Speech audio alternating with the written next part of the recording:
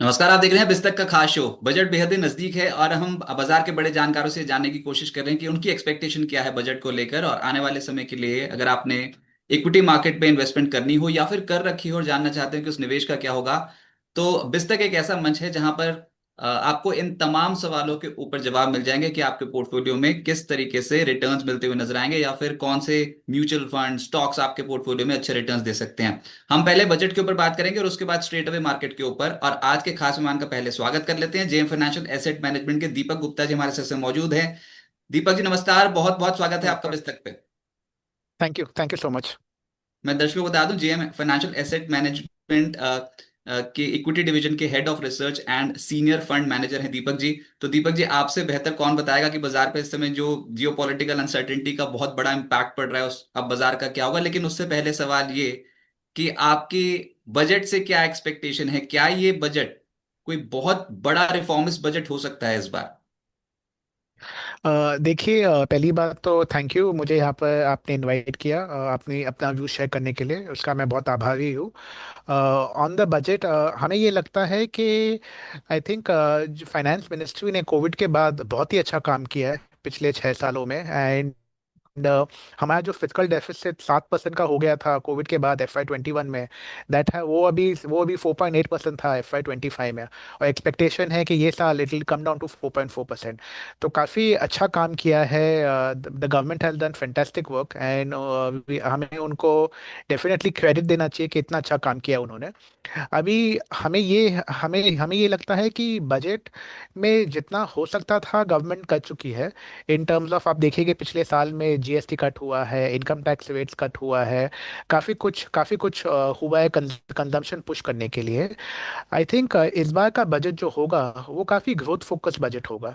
हमें नहीं लगता है कि इस बार का बजट पे फिजिकल कंसोलिडेशन पे ज़्यादा फोकस होगा। ये होगा कि हमें हमारी इकोनॉमी को ग्रो करना है, हमें अपनी इकोनॉमी को कैसे आत्मनिर्भर करना है। जैसे ही आपने कहा कि जियोपॉलिटिकल कंसर्न इतने हो चुके हैं, हमारे साथ एक छोटा सा युद्ध भी हुआ है पिछले महीने मई में जब ऑपरेशन सिंदूर हुआ था। तो हमें हमें काफ़ी कुछ करना होगा जो जिससे हम और आत्मनिर्भर हो। तो आई थिंक ये बजट इस बार बहुत ग्रोथ फोकस्ड होगा। गवर्नमेंट ये कोशिश करेगी कि जितना जितना जितना हो सके उतना केपेक्स पे फोकस होगा, कि केपेक्स जितना बढ़ा सके बढ़ाए। जबकि उनको पता है कि उनकी राशि थोड़ी कम हो गई है क्योंकि उन्होंने पर्सनल इनकम टैक्स कम किए हैं, उन्होंने GST रेट्स कट कट किए हैं। तो उसके वजह से उनकी जो रेवेन्यू इनकम है वो थोड़ी सी कम हुई है, उसकी वजह से जितना एक्सपेक्टेशन था उससे कम उनको मिलेगा। बट फिर भी वो केपेक्स बढ़ाएंगे। और ये फंडिंग कैसे होगी, कि आपका फिजिकल कंसोलिडेशन कंटिन्यू करे और हमारा फिजिकल स्लिपेज ना हो। वो हो सकता है थ्रू डिसइन्वेस्टमेंट्स। डिसइन्वेस्टमेंट्स काफ़ी बढ़ सकते हैं। I think that has been the biggest trouble point in the previous year, कि हमने एक्सपेक्टेशन था बजट में, एक फोरकास्ट था 47,000 करोड़ का, यानी 47,000 करोड़ का एक डिसइन्वेस्टमेंट का टारगेट था। अब तक गवर्नमेंट ने सिर्फ 8,500 करोड़ किया है। तो डिसइन्वेस्टमेंट्स अब तक हमने ज़्यादा गवर्नमेंट नहीं कर पा रही है। अ, उसकी वजह से उसका उसका उसका ये वजह हो सकता है क्योंकि काफ़ी अप्रूवल्स लेने पड़ते हैं, काफ़ी डिपार्टमेंट्स के कंसेंट लेनी पड़ती है। It's a process. And may be government वो एग्जीक्यूट नहीं कर पा रही है। बट हमें लगता है कि डिसइन्वेस्टमेंट पे ज़्यादा फोकस होगा अगले 1.5 साल में, गिवन द फैक्ट कि अगर आप देखेंगे कि हमारे कैपिटल मार्केट्स में IPO का काफ़ी उछाल हुआ है। कुछ कम से कम 125 कंपनीज के IPO हुए हैं पिछले पिछले पिछले 12-14 महीने में। और ये सब कंपनीज ने ऑलमोस्ट ऑलमोस्ट 2 लाख करोड़ रुपया रेज किया है। तो ये 2 लाख करोड़ रुपया कंपनीज ने कैपिटल मार्केट से रेज किया है, बट गवर्नमेंट ने सिर्फ 8,500 करोड़ रुपया रेज किया है। तो ये मैथ्स काफ़ी लो है। एंड काफ़ी पोटेंशियल है गवर्नमेंट कंपनीज का IPO मार्केट में आना, पब्लिक मार्केट्स में आना। क्योंकि गवर्नमेंट की कंपनीज नवरत्न है, मिनी नवरत्न है, they are unique companies. And इनके एपेटाइट काफ़ी है इन्वेस्टर्स को लेने की, चाहे वो पेंशन फंड्स हो, इंश्योरेंस कंपनीज हो, म्यूचुअल फंड्स हो, FIIs हो। तो हमें ये लगता है कि गवर्नमेंट केपेक्स पे फोकस करेगा, गवर्नमेंट फिजिकल कंसोलिडेशन मेंटेन करेगा। और ये जो मैथ्स है वो वर्कआउट होगा। बाय डिसइन्वेस्टमेंट बढ़ने के चांसेस काफ़ी है। लेकिन सर, इस पूरी चर्चा में कहीं आम आदमी का जिक्र ही नहीं हुआ। तो पिछले बजट में बहुत कुछ दे दिया था क्या? 12 लाख तक की आमदनी पर टैक्स माफी और 75,000 रुपए तक का स्टैंडर्ड डिडक्शन की हाँ। अनाउंसमेंट। तो इस बजट से कुछ क्या एक्सपेक्टेशन नहीं? है, आम सर आदमी को कुछ मिलेगा या नहीं? सर देखिए सर, अगर केपेक्स बढ़ता है तो गवर्नमेंट अगर खर्चा करती है तो उसका बेनिफिट तो आम आदमी को ही मिलता है। चाहे वो रेलवेज पे हो, चाहे वो रोड पे हो, चाहे वो अर्बन इंफ्रास्ट्रक्चर पे हो, चाहे वो डिफेंस पे हो। हम काफ़ी लकी है कि हम इंडिया में रहते हैं। अगर आप हमारी नेबरहुड कंट्रीज में देखेंगे, पॉलिटिकल इंस्टेबिलिटी काफ़ी हाई है हमारी नेबरहुड कंट्रीज के अंदर। यहाँ पर we are quite safe and secure from that extent. So I think आम आदमी के लिए गवर्नमेंट ने काफ़ी कुछ किया है पिछले साल बजट के अंदर और बजट के बाहर भी। जैसे जीएसटी कट्स हुए हैं, जो काफ़ी काफ़ी बड़ा मूव था गवर्नमेंट के लिए। सो आई थिंक इस बार उस पे इतना फोकस नहीं होगा, हमें ऐसा लगता है। हमें लगता है इस बार ग्रोथ पे फोकस होगा। आम आदमी के लिए काफ़ी कुछ हुआ है पिछले साल, इस बार इंडिया के लिए कुछ करते हैं। आई थिंक वैसा फोकस होगा गवर्नमेंट का। हर इंडस्ट्री की कुछ ना कुछ एक्सपेक्टेशन होती है, कम से कम एलटीसीजी से कुछ रिलीफ मिल जाए, ऐसी कुछ एक्सपेक्टेशन म्यूचुअल फंड इंडस्ट्री की है क्या? 1.25 लाख की आमदनी तक टैक्स नहीं लगता, तो अगर की प्रॉफिट पे टैक्स नहीं लगता, गेन्स पे टैक्स नहीं लगता, उसके ऊपर अगर इस बार ले जाए वित्त मंत्री और उसको 2 लाख तक लिमिट कर दें तो कितना मजा आ जाए। आप ये एक्सपेक्टेशन लेकर चल रहे हो? ऐसा अगर ये हो जाएगा तो सोने पे सुहागा है, अगर ऐसा हुआ। बट अगर होगा तो बहुत ही पॉजिटिव होगा मार्केट्स के लिए। बट हमें लगता है कि गवर्नमेंट के फाइनेंसेस काफ़ी स्ट्रेच्ड है, क्योंकि जैसे मैंने आपको कहा, पर्सनल इनकम टैक्स लो है, GST is coming below expectation in terms of collection for them. तो इनके लिए बहुत डिफिकल्ट होगा ये मैथ्स का संतुलन मेंटेन करना। बट अगर ऐसा हुआ तो ये डेफिनेटली बोनंजा है हमारे लिए, आपके लिए, सबके लिए। और काफ़ी पॉजिटिव वाइब्स आ जाएगी मार्केट में अगर ऐसा हुआ। एंड मैं अगर बहुत खुश होगा अगर ऐसा होगा, पर इसकी प्रोबेबिलिटी हमें थोड़ी कम लग रही है। ओके।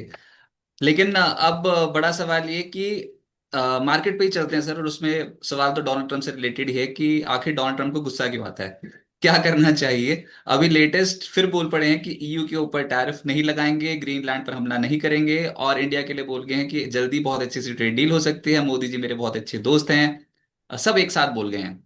लेकिन कब तक ये इस बात पे कायम रहेंगे, इसके ऊपर प्रश्न चिन्ह है। आपने क्या एनालिसिस की है उनकी कल की स्टेटमेंट्स को देख के? पर हमें ये लगता है कि हमें डोनाल्ड ट्रंप को बहुत ज़्यादा इंपॉर्टेंस देते हैं। वो डेफिनेटली डेफिनेटली वर्ल्ड के सबसे पावरफुल आदमी है, तो वो इम्पोर्टेंस मांगते हैं और हम काफ़ी इम्पोर्टेंस देते हैं उनको। But the fact fact remains कि वो हर कुछ करने की कोशिश कर रहे हैं जिससे उनके देश को बेनिफिट हो। हम भी वो करने की कोशिश करना चाहिए जो हमारे देश को बेनिफिट हो। तो उसी में वो टग ऑफ वॉर चल रहा है फिलहाल। हमें लगता है कि India is the country which US can not ignore. US India के बिना काम नहीं कर सकती है। अब देखा जाए तो हमारे पास हम यूएस में कुछ $80 billion worth of goods export करते हैं। टैरिफ जो लगाया है हमारे पे, वो सिर्फ 50% पे लगाया है, मतलब 40 40 बिलियन डॉलर्स पे लगाया है। बिग सेक्टर जैसे फार्मास्यूटिकल सेक्टर्स, जैसे इलेक्ट्रॉनिक्स, इन सब पे टैरिफ नहीं लगाया है। अगर हमारी दवाइयाँ उधर अगर यूएस पे नहीं जाएगी तो यूएस में काम कुछ नहीं हो पाएगा, हेल्थ केयर सर्विसेज ही कोलैप्स हो जाएगी यूएस के। तो India is a very important trading partner from US perspective. तो हमें लगता है कि यूएस इंडिया का ट्रेड डील काफ़ी काफ़ी टाइम तक स्ट्रेच हो चुका है। बट ये जल्दी होगा देरी की जगह। हमें लगता है कि होना चाहिए जल्दी। बट अभी जो जो डोनाल्ड ट्रंप ने ईयू के साथ किया है, जब उनके साथ ट्रेड डील हो गया था, फिर ग्रीनलैंड के बाद ग्रीनलैंड के वजह से उन पे और टैरिफ लगाया, फिर वापस विड्रॉ करा। तो इसका मतलब ये है कि कुछ भी सैक्रोसैंट नहीं है। अभी अभी कुछ भी हो सकता है, कभी भी कुछ भी हो सकता है। तो इसीलिए अगर ट्रेड डील साइन भी हो गया, अभी ये फिर आ गया मार्केट में कि वो ऑनर होगा कि नहीं होगा वो ट्रेड डील। क्योंकि आज ट्रेड डील साइन हो जाएगा, तीसरे दिन डोनाल्ड ट्रम्प जी बोलेंगे कि मैं नहीं मानता, मैं और टैरिफ लगा दूंगा। तो इसका सिर्फ हर सवालों का एक जवाब है कि हमें हमें खुद आत्मनिर्भर होना पड़ेगा। हमें डिपेंडेंट नहीं रहना पड़ेगा कि यूएस से हमें मदद मिले एक्सपोर्ट्स में, ताकि हमारी इकोनॉमी और स्ट्रांग हो। हमें आत्मनिर्भर होना पड़ेगा। और इसीलिए बजट का इसलिए इम्पोर्टेंस है कि इंडिया पे फोकस होगा कि कैसे हम अपना ग्रोथ इंप्रूव करें, कि हम डिपेंडेंट ना हो यूएस की बिजनेस से, जिससे हमारी इकोनॉमी चले। So we have to be more inward looking. तो आई थिंक गवर्नमेंट का इस बार यही फोकस होगा। And I think than than उससे उससे India India has become a super power. I think अभी अभी आज ही न्यूज़पेपर्स में कार्लाइल के सीईओ ने कहा है कि India will be the largest super power 10 साल के अंदर। We are the third largest economy now. So we have to behave like that, and I think India US का ट्रेड डील होना चाहिए, बट कोई पता नहीं अभी किस दिन होगा। बट जिस दिन भी होगा, आई थिंक इंडिया के बेनिफिट के लिए ही होगा। पर फिर आत्मनिर्भरता के ऊपर अगर हम आगे बढ़ेंगे तो फिर आपको क्या लगता है बजट में कौन से सेक्टर्स को बढ़ावा देने के लिए सरकार फोकस करेगी? वित्त मंत्री की बड़ी अनाउंसमेंट्स किन इंडस्ट्रीज के लिए और किन सेक्टर्स के लिए बहुत पॉजिटिव हो सकती है सर, जो ग्रोथ को बढ़ावा देगी? Sure. तो आई थिंक सबसे पहले the most biggest sector would be the defence sector, क्योंकि अभी भी जो हमारा डिफेंस का स्पेंडिंग है, we are spending only 2% of our GDP in the sector. अगर आप देखेंगे, US spending almost about 3.5-4% of the GDP. और अभी जैसे जियो पॉलिटिकल वॉर्स चल रहे हैं मार्केट के अंदर, ग्लोबली आपने देखा कितने कितनी जंग है मार्केट्स के अंदर। उससे पता चलता है कि हमें हमें हमारी सिक्योरिटी को काफ़ी सीरियसली लेना पड़ेगा। We cannot be any lax about our security. तो आई थिंक डिफेंस पे काफ़ी फोकस होगा। दूसरा फोकस होगा अर्बन इंफ्रास्ट्रक्चर पे, चाहे वो मेट्रो हो, चाहे वो रोड हो, चाहे वो रेलवेज हो। बिकॉज कनेक्टिविटी इंप्रूव करना बहुत ज़रूरी है for goods as well as for passengers, ताकि कोई आदमी जो नॉर्थ इंडिया में काम करता है वो साउथ में काम कर सके, जो ईस्ट में काम कर सकता है रहता है वो वेस्ट में आकर काम कर सके। कनेक्टिविटी बहुत इंपॉर्टेंट हो जाएगी। Last mile delivery transportation has become very important. So I think urban infrastructure and defence, these are two segments जहाँ पे हमें लगता है सबसे ज़्यादा फोकस होगा बजट के अंदर। ग्रेट। एंड सर, ये जो क्रिटिकल मिनरल्स और रेयर अर्थ मेटल्स को जो एक तरीके से इसके ऊपर काबू पाने के लिए हर देश अब पहल कर रहा है और अपने हितों का ध्यान पहले रख रहा है, तो इस समय आपको लगता है कि भारत को भी कुछ ऐसा करना चाहिए कि एटलीस्ट इंडस्ट्री को उस सेंस में बढ़ावा दे कि माइनिंग को और रेयर अर्थ मेटल्स जो भी उत्पादन करती हैं कंपनियां और इंडस्ट्री स्पेसिफिक, वहां पर कुछ बड़ी अनाउंसमेंट्स कर देनी चाहिए अभी? तो अनफॉर्चुनेटली हमारे देश का ये प्रॉब्लम है कि हमारे पास ज़्यादा रेत का मटेरियल है नहीं। हमारे यहाँ पर कोल का काफ़ी प्रोडक्शन है, but because of green energy and because focus on reducing carbon footprints, coal has become the defocused area right now. But most importantly हमें अपना लाइन सिक्योर करना चाहिए। एंड आई थिंक एक चीज़ जो काफ़ी लोगों ने इग्नोर किया है पिछले 6 महीने में, क्योंकि यूएस के साथ हमारा रिलेशनशिप थोड़ा डिटोरिएट हुआ है, हमारा चाइना के साथ रिलेशनशिप काफ़ी इम्प्रूव हो गया compare to what it was 1 year back. And China has big access to rare earth material. तो उससे at least we can secure our lines, because देखिए चाइना को कोई इग्नोर नहीं कर सकता, कोई अवॉइड नहीं कर सकता। जितना जितना फिनेस चाइना की मैन्युफैक्चरिंग में है, उतना फिनेस अपनी खुद की मैन्युफैक्चरिंग में लाना बहुत डिफिकल्ट होता है, क्योंकि चाइना हर चीज़ मास में प्रोड्यूस करता है। एंड उनके पास उतने टाइप के एम्प्लॉयज़ है, वैसे टाइप की फैसिलिटीज़ है, फैक्ट्रीज है जहाँ पर मास प्रोडक्शन होता है। तो इसके लिए चाइना के साथ हमेशा अच्छे बने रहना इंडिया के हक में है। एंड आई थिंक पिछले 3-6 महीने में आपने देखा ही होगा कि हमारे रिलेशनशिप चाइना के साथ काफ़ी इम्प्रूवमेंट हो चुका है, जो 2 साल पहले नहीं था। तो I think India is on the right way कि चाइना के साथ अच्छा रिलेशनशिप मेंटेन कर रही है, because China will play a very important role in the geopolitical climate.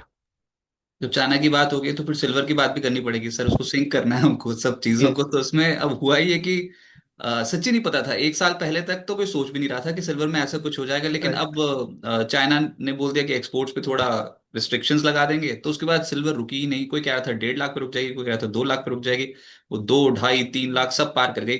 और कितना चढ़ेगी? और आपका क्या व्यू पॉइंट है, इज इट ओवरबॉट या फिर ये कुछ ऐसा हो गया जो कभी हमने देखा नहीं था, and we are in a super cycle bull market commodity में और स्पेसिफिकली सिल्वर में? Sure. तो देखिए सर, क्या होता है कि मार्केट में अनसर्टेनिटी बहुत बढ़ गई है। किसी ने नहीं सोचा था 6 महीने पहले कि US will take control of Venezuela, या US will ask for Greenland. काफ़ी लोग तो जानते भी नहीं थे ग्रीनलैंड एक कंट्री का नाम है जो यूरोप में है, राइट। बट ये फोकस एरियाज हो गई है सडनली, एंड ग्रीनलैंड पे यूएस इसलिए चाहता है बिकॉज वो अपनी डिफेंस मिसाइल्स वहाँ पर रखना चाहता है, because it's going to be the epicentre of the world. So things are changing at a very fast pace. और जब भी वॉल्टिलिटी मार्केट में बढ़ जाती है, सब लोग सेफ एसेट्स की तरफ भागते हैं। यूएस अगर आप देखेंगे, US dollar has depreciated against all developed market currencies. तो यूएस बॉन्ड से लोग काफ़ी अपना पैसा रिडीम कर रहे हैं। और वो पैसा किधर जा रहा है? वो पैसा जा रहा है बेस मेटल्स में, which is such as gold and silver. तो गोल्ड एंड सिल्वर में काफ़ी तेजी हो गई उसके वजह से। गोल्ड काफ़ी अनअफोर्डेबल हो गया था, क्योंकि गोल्ड का प्राइसेस भी आपने देखा, 70% अप्रिसिएशन गोल्ड ने दिया है। गोल्ड काफ़ी अनअफोर्डेबल हो गया था for many channels. And gold का क्या है, मैन्युफैक्चरिंग गोल्ड का माइनिंग बहुत कम है। गोल्ड, नया गोल्ड कुछ नहीं है, सेकेंडरी गोल्ड ही जो होता है, जो मूव करता है। तो इसके वजह से सिल्वर का अभी भी माइनिंग होता है, सिल्वर अभी भी निकलता है धरती में से। तो इसकी वजह से सिल्वर का डिमांड उतना बढ़ गया है। And silver is also a precious metal, और सिल्वर गोल्ड के मामले में काफ़ी सस्ता है कंपैरिजन में।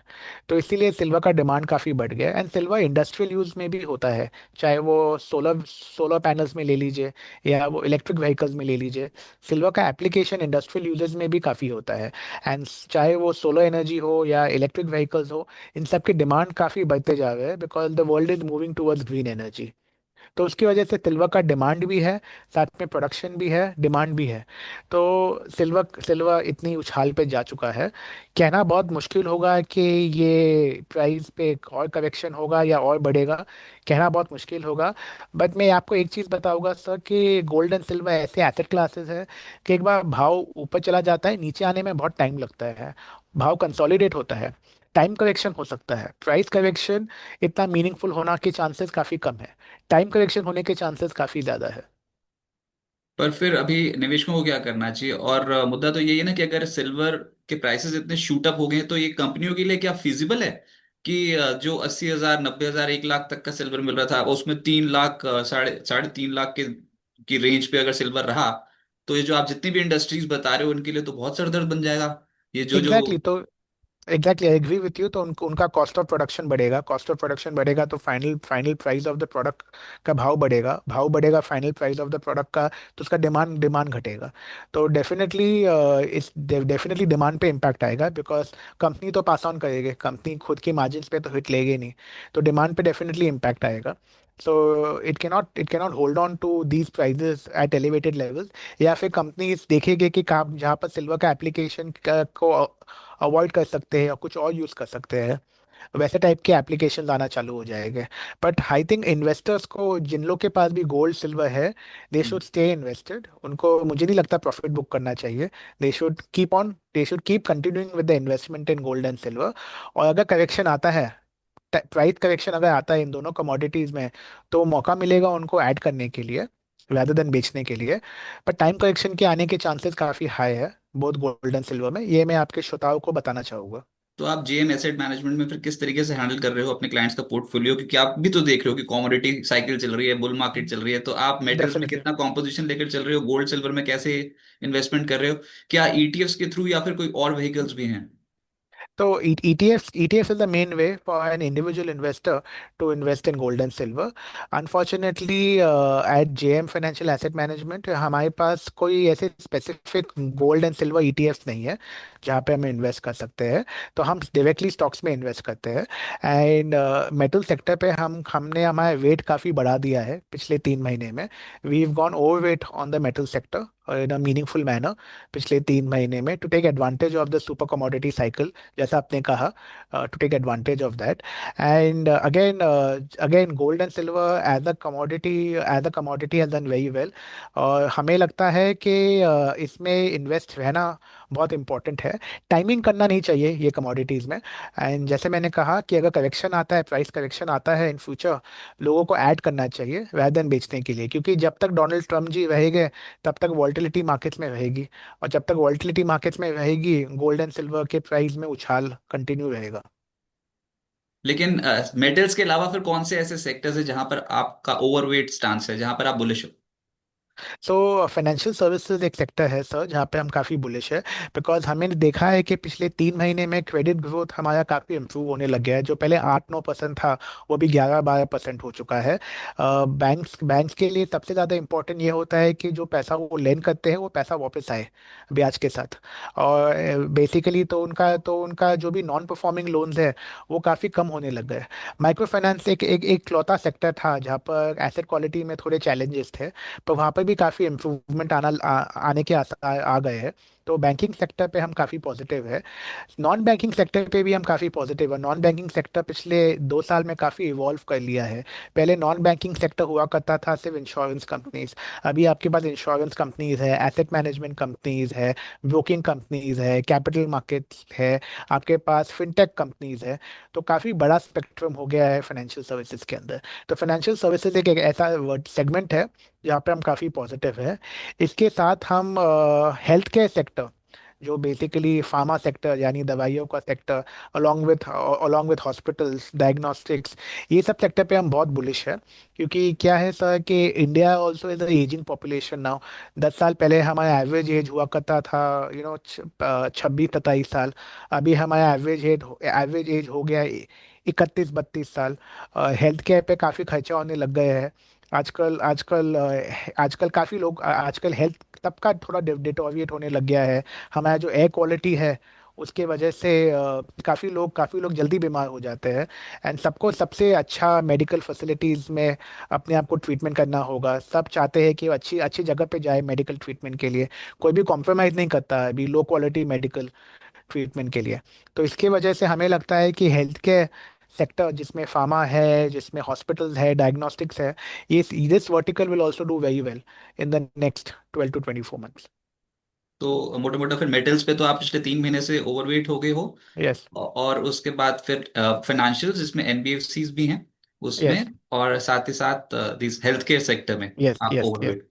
तो कहाँ पर खराब है, मतलब कि बाजार चलेगा और वो सेक्टर नहीं चलेगा, ऐसा कौन सा स्पेस है जिसको आप अवॉइड कर रहे हो?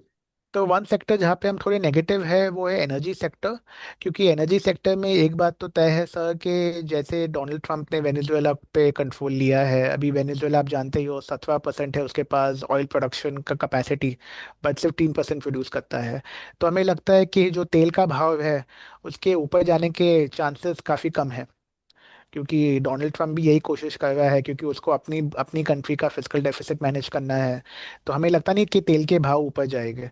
तो उसके वजह से एनर्जी सेक्टर पे जहाँ पर तेल पे काफ़ी फोकस होता है उस पे हम थोड़े नेगेटिव है। That is one sector. Second sector जहाँ पे हम थोड़े नेगेटिव है, जहाँ पे हमें लगता नहीं कुछ ज़्यादा पैसा बन पाएगा, वो है एफएमसीजी सेक्टर। क्योंकि अनफॉर्चुनेटली क्या हो रहा है कि लोगों के टेस्ट पैटर्न्स बदल रहे हैं। जो पहले की आदतें थे वो अभी अभी की आदतें बहुत डिफरेंट हो गई है। आजकल काफ़ी नई नई कंपनियां आ गई है और कस्टमर्स भी आजकल काफ़ी एक्सपेरिमेंट करने लग गए हैं। ब्रांड लॉयल्टी नहीं रहा जो पहले के 10 साल पहले हुआ करता था। तो आई थिंक एनी सेक्टर का वैल्यूएशन हमेशा काफ़ी महंगे महंगे है और ग्रोथ ज़्यादा नहीं है। तो उसके वजह से हमें लगता है कि FMCG sector and energy sector पे हम थोड़े नेगेटिव है फिलहाल। और ये आईटी जो स्ट्रेट अवे अमेरिका पे ही ज्यादा डिपेंडेंट है, उसके अभी तक के रिजल्ट्स कैसे लगे? बहुत बड़ी बड़ी कंपनियों ने तो नतीजे घोषित कर दिए हैं, और इनफैक्ट कई कंपनियों ने तो अपनी गाइडेंस भी बढ़ा दी है सर। यस। तो सर आईटी कंपनीज में ये हो रहा है कि आर्टिफिशियल इंटेलिजेंस एआई जिसको कहते हैं उस पर काफ़ी फोकस आ रहा है in the last 6 to 9 months।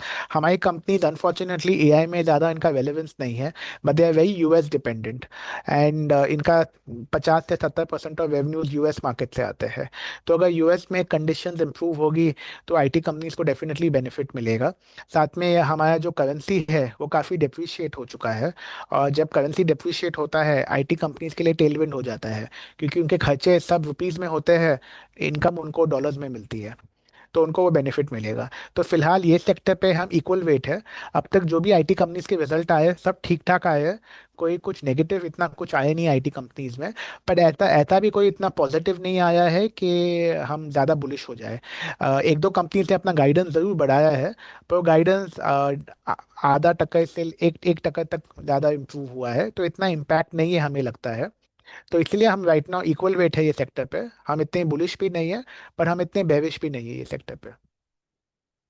तो दीपक सर, फिर FY 2027 के लिए निफ्टी की एक्सपेक्टेड अर्निंग्स कंपनियों की क्या रह सकती है? कितनी आप ग्रोथ एक्सपेक्ट कर रहे हो, और ग्रोथ होगी भी FY 2027 में कि नहीं? बार बार हम यही सुनते हैं Q3 Q4 अच्छा रह सकता है, लेकिन जैसे ही Q3 के रिजल्ट्स आने शुरू हुए वैसे ही धड़ाम मार्केट नीचे, मार्केट चलने को नहीं आ रही। तो कितनी एक्सपेक्टेशन लेकर चलें इस पूरे फिस्कल के लिए? मैं बोलूँ अगर FY 2027 के लिए, नॉट दिस Q3 Q4, पूरे FY 2027 के लिए जो आने वाले कुछ क्वार्टर्स होंगे, तो आप क्या ग्रोथ एक्सपेक्ट कर रहे हो? Sure sir. सर कंसेंसस का एस्टिमेशन ये है कि जो निफ्टी के स्टॉक्स है, निफ्टी टॉप टॉप 50 स्टॉक्स है, टॉप 100 स्टॉक्स, इनके अर्निंग्स 10 से 12% तक ग्रो हो सकते हैं।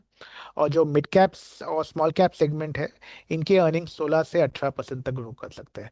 तो आई थिंक ये बहुत रीजनेबल एक्सपेक्टेशन है। अगर आप हमारा जीडीपी देखेंगे, हमारा जीडीपी है कुछ 6.5 7%। उस पर हमारा, आप अगर कॉर इन्फ्लेशन देखेंगे जो हमारा 3.5 से 4% तक है, तो nominal GDP growth rate on core inflation कुछ 11 से 12% है। तो आई थिंक ये एक्सपेक्टेशन काफ़ी रीजनेबल है। और जैसे मैंने आपको कहा, क्योंकि गवर्नमेंट ने कंजम्पशन पे फोकस किया है, बैंकिंग सेक्टर के रिजल्ट ठीक ठाक आ गए हैं, और अगर गवर्नमेंट केपेक्स पे फोकस करता है ये बजट में, अगर केपेक्स पे कप करता है, तो इंडस्ट्रियल सेगमेंट में भी उछाल आएगा। तो ये अर्निंग्स अचीव करना पॉसिबल होगा। तो तो आपने इसकी बोला वजह से, स्मॉल कैप और मिड कैप्स में 16 से 18% की ग्रोथ देखने को मिल यस। सकती है, आपने बोला। तो फिर स्मॉल कैप्स और मिड कैप्स तो बहुत बीटन डाउन है, सबका यही सवाल है और सबके मन में यही दुगदुगी मची हुई है, मेरे शेयर का क्या होगा। तो सबके शेयर्स तो टूट गए, और स्मॉल कैप्स में क्या भयंकर बिकवाली हुई है। तो क्या ये लेवल्स हैं, अगर ग्रोथ ही आने वाली है अर्निंग्स में, तो स्मॉल कैप कंपनियों में इन्वेस्ट करना शुरू कर दें और म्यूचुअल फंड्स में भी? पर definitely sir, but small cap companies में ये होता है ऐसा कि टाइम लगता है द सेगमेंट को पिकअप करने में। तो अगर किसी का लॉन्ग टर्म पर्सपेक्टिव है, अगर कोई 3 से 5 साल के इन्वेस्टमेंट होराइजन देख रहा है, तो definitely small cap is a good vertical to be in. But अगर किसी का 3 6 9 महीने का टाइम फ्रेम है, तो इसमें मैं वो इन्वेस्टर को बोलूँगा कि आप लार्ज कैप पे फोकस कीजिए। अगर आपका अगर आपका 12 से 24 महीने का टाइम फ्रेम है, तो आप मिड कैप देख सकते हैं। और 24 से 36 महीने का आपका अगर टाइम फ्रेम है, तो फिर आपको स्मॉल कैप देखनी चाहिए। बिकॉज ये सब कंपनीज को पहले अर्निंग्स दिखाना पड़ेगा, एंड कंसिस्टेंट रहना पड़ेगा। क्योंकि क्या होता है, एक क्वार्टर में अर्निंग्स आता है, दूसरे क्वार्टर में नहीं आता है, तो स्टॉक वापस ठुक जाता है। इनको consistently her quarter on quarter earnings दिखाना पड़ेगा स्मॉल कैप में, तभी इनके स्टॉक प्राइस चलेगा। वो अभी हुआ नहीं है अब तक। तो अभी हमें लगता है कि अगले 3 6 महीने में स्मॉल कैप्स में थोड़ा कंसोलिडेशन होगा। और जब एक बार अर्निंग्स में इम्प्रूवमेंट आना चालू हो जाए कंसिस्टेंटली, तभी स्मॉल कैप सेक्टर चलने लग जाएगा। आखिरी सवाल सर, इस वोलेटाइल टाइम में अगर किसी को पोर्टफोलियो बनाना शुरू करना हो और एक बैलेंस पोर्टफोलियो बनाना हो, आपके पास तमाम एसेट क्लासेस हैं, बिटकॉइन, गोल्ड, सिल्वर, मेटल्स और इक्विटी, तो आप कैसे उसको बाइफरकेट करोगे, किस तरीके से आगे बढ़ना चाहिए फॉर नेक्स्ट फ्यू इयर्स? एक बैलेंस पोर्टफोलियो कैसे बनाना चाहिए? देखिए सर, एक बैलेंस पोर्टफोलियो ऐसा होता है जिसमें सबकी मात्रा थोड़ी थोड़ी सी होती है। कोई भी ज़्यादा नहीं होता, कोई भी कम नहीं होता है, क्योंकि सब कुछ चाहिए। आपको ग्रोथ चाहिए, आपको स्टेबिलिटी चाहिए, आपको वैल्यू चाहिए, आपको हर चीज़ चाहिए अपने पोर्टफोलियो में। तो इसीलिए कुछ पोर्शन ऑफ योर पोर्टफोलियो आपका फिक्स इनकम में होना चाहिए, जो आपकी डेली नीड्स को क्या का क्या ले सके। कुछ पोर्शन आपका पोर्टफोलियो लार्ज कैप्स में होना चाहिए, जो आपको इन्फ्लेशन बीटिंग रिटर्न्स दे सके। कुछ पोर्टफोलियो आपका स्मॉल और मिड कैप में होना चाहिए, जो आपको लॉन्ग टर्म वेल्थ क्रिएट कर सके आपके लिए अगले 3 से 5 साल में। And some portion of your portfolio should also be in commodities such as gold and silver, जो आपको जो आप आपके पोर्टफोलियो में स्टेबिलिटी प्रोवाइड कर रहे हैं। क्योंकि क्या होता है, जब गोल्ड एंड सिल्वर ज़्यादा बढ़ जाते हैं, तो आपके इक्विटीज प्रोडक्ट थोड़ा के रिटर्न्स थोड़े कम हो जाते हैं। तो आपके पोर्टफोलियो को स्टेबिलिटी लाए। तो ये मिक्स एंड मैच का है। बट हर हर आदमी के पोर्टफोलियो में थोड़ा थोड़ा सब कुछ होना चाहिए। जैसे एक थाली होती है, उसमें सब्जी होती है, रोटी होती है, दाल होती है, चावल होती है, वैसे हर चीज़ होनी चाहिए आपके इन्वेस्टमेंट पोर्टफोलियो में। और दूसरा, सिस्टमैटिकली इन्वेस्टमेंट करेंगे तभी इस उथल पुथल से आप दूर रह पाएंगे। और इतनी टेंशन लेने की जरूरत नहीं है, लंबी अवधि के लिए सिस्टमैटिक इन्वेस्टमेंट्स जारी रखिए, और बिस्तर पे ऐसे ही बाजार के एक्सपर्ट्स जो हैं, बड़े एक्सपर्ट्स हमारे मंच पे आते हैं और अपनी राय देते हैं। और आज हमने बात की दीपक गुप्ता जी से। बहुत शुक्रिया दीपक जी, आपका हमारे साथ जुड़ने के लिए और बाजार पे अपने व्यू शेयर थैंक यू। करने के लिए और बजट एक्सपेक्टेशन शेयर करने के लिए। Thanks for joining. Thank you so much. धन्यवाद। Thank you.